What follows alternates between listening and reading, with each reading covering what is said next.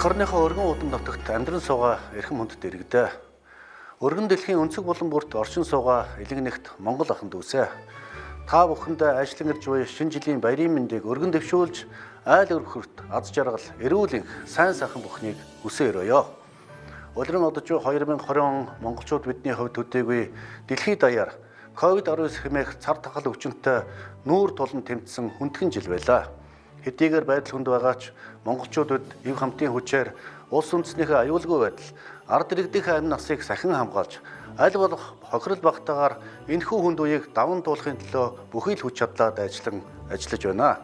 Монгол улсын засгийн газар айл өрх, аж ахуй нэгж, бизнес эрхлэлтийг дэмжих зорилгоор хэрэглээний цахилгаан, дулаан, уур ус, хог хаягдлын зарлыг тодорхой хугацаанд төрөөс хариуцаж нийт 230 гаруй мянган айл өрхийн хэрэгэлтийг сайжруулсан шахам төлшний үнийг 75% буурууллаа.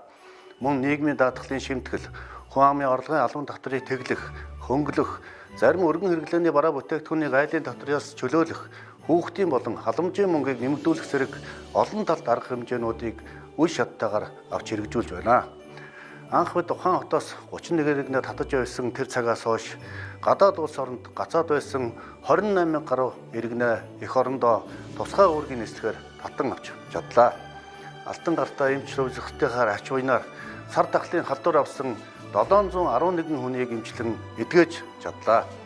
Эх хонд хийгдэх онцгой чухал ажил бол Монгол улсын засгийн газар Дэлхийн эрүүл мэндийн байгууллагаас хүлээн зөвшөөрөгдсөн сайн чанарын вакциныг эх орондоо авчирч ард иргэдэд цаг таглаас хамгаалах ажлыг цаг алдалгүй зохион байгуулах явдал юм а. Энэ ажил Монгол улсын засгийн газрын онцгой анхаарлын төвд байх болно гэдгийг ард түмэндээ хэлхийг хүсэж байна. Өргөө бол баян, өвчнгөө бол жаргалтай гэж манай ард түмэн ярьдаг билээ. Эрхэм хүндэт ард иргэдээ.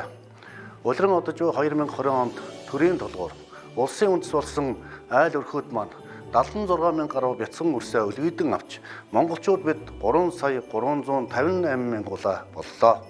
Малчин төвний маань нөр их хөдөлмөрийн үр дүнд буянт мал сүргийн тоо толгой 71 саяд хүрлээ. Олон улс дахь манай улсын нэр хүнд сэргэж Монгол улс саарл жигсаалтаас хамгийн богино хугацаанд гарсан улс болж чадлаа. Хүндхэн цаг үеийг туулахад манай ард түмний эв нэгдэл, сэтгэлийн хүч, төр зохицтой өдүүлж буй олон түмний дэмжлэг, бизнес эрхлэгч, хоёрын хвшлийнхнээ маань хичээл зүтгэл, эх орноо гэсэн сэтгэл онцгой чухал байсныг баярын энэ өдөр тэмдэглэн хэлэхэд таатай байна.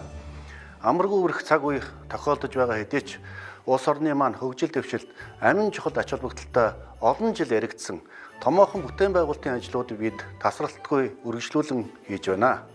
Үүний зэрэгцээ хууль бусаар бусдад алдагдсан Эрдэнэ төлөвлөр, Монгол Улс Сэвэтмэд, Багнуур, Бор өндөр, Ноён уул, Асагт, Салхит, Гутаан даваа, Тосон бомбын орд, Харамхтан ор зэрэг газруудыг төрийн мэдэл ард түмнийхээ өмчлөлд эргүүлэн авлаа.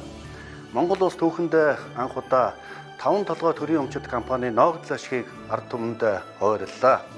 Байгалийн баялагтай эзэн байхын үр шимийг ард түмэн маань өртөж эхэллээ.